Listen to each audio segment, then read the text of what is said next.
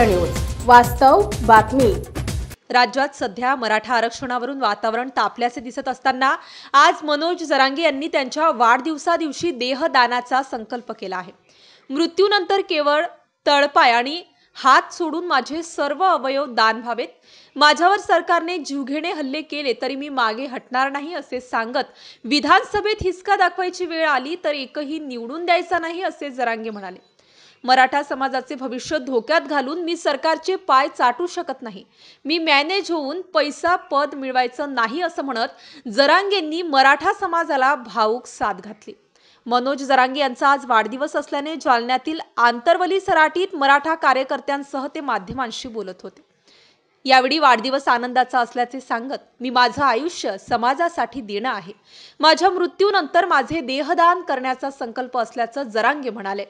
मृत्यूनंतर केवळ हात आणि तळपाय सोडून माझे सर्व अवयव दान व्हावेत। मी माझ्या मनाने निर्णय घेतलाय, त्याचे काय नियम असतात मला माहित नाही असे जरांगे म्हणाले। महाराष्ट्रासह सोलापूर जिल्हा आणि माळशिरस तालुक्यातील महत्त्वाच्या आणि ताज्या बातम्या पाहण्यासाठी भूमिपुत्र न्यूज चॅनलला YouTube वर सबस्क्राइब करा आणि बेल आयकॉन प्रेस करा।